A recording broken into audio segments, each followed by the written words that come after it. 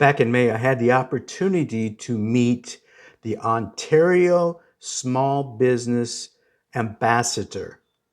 And it's very interesting what she had to say about Indiana.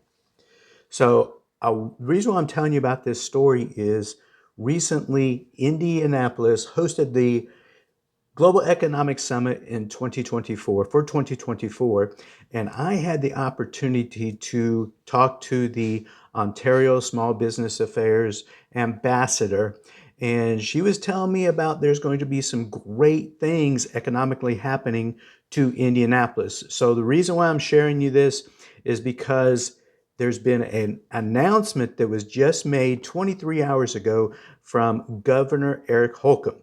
It says this, and this is on X.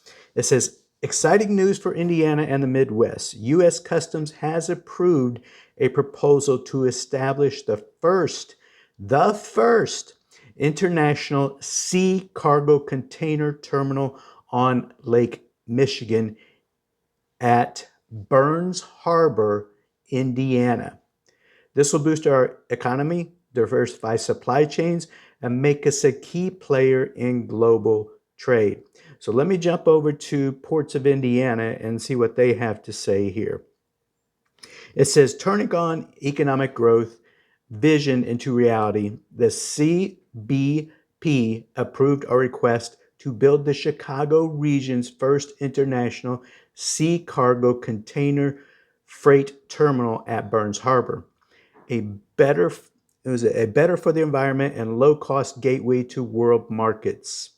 So that's huge, guys. And when I had this opportunity to meet the Ontario ambassador, she was telling me that trade relations with Indiana is amazing, and the relationship is going to be continuing 10, 20, 30, 40, 50 years into the future. And the ones that were around her, her assistants or whomever they were, they said, pay attention to what's going on with the traffic infrastructure around Indianapolis and Indiana. So here's a great example. Project started, I believe, about 10 years ago from Bloomington all the way down to Evansville, was the I-69 interstate.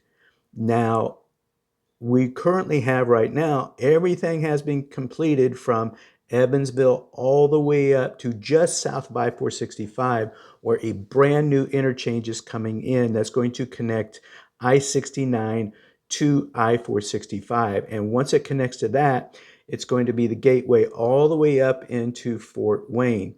So the northeast quadrant of Indiana will be connected to the southwest quadrant of Indiana via I-69. That's really huge. Now, on the northeast side of Indianapolis, or up around the Castle Fishers area, they are reconfiguring a huge interchange right there for the interstate, and it's not going to be finished until the end of 2025.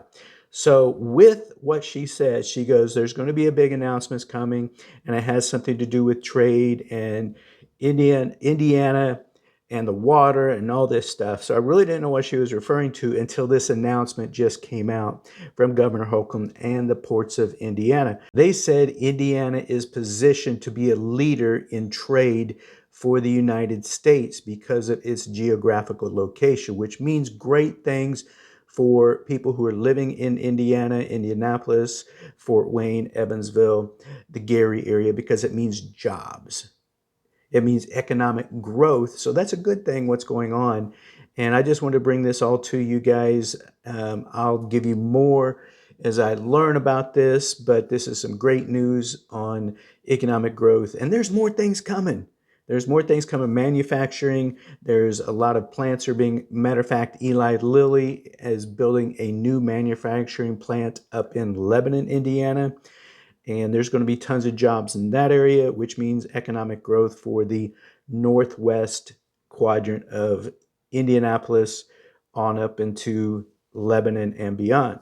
So guys, I just want to bring that to you. There's a lot going on in Indiana, and another reason to be able to move or to move to this area is because of the jobs. There's a lot of opportunity in this area. So take a look at Indiana if you're thinking about moving from any of the states out west, down south, east, wherever it might be, feel free to reach out. If there's anything I can do to help you, my contact information is down in the description below. If you're looking to move in this area in 9 days or 90 days and you need somebody to help you transition, making that move to the Indiana, it may be metropolitan Indianapolis area, and you're like, hey, Devin, I really don't know the area. I understand you've lived there all your life and you know the area really well. Help me make a decision on where to move. So I can do that. I can help you answer a lot of the questions about this area. So feel free to reach out to me. Be glad to help you out, make that move, and help you purchase your next home. So guys, I'm out of here. Have a great day. Hopefully this economic report for Indianapolis was spot on and great news. Leave a comment if you got any questions.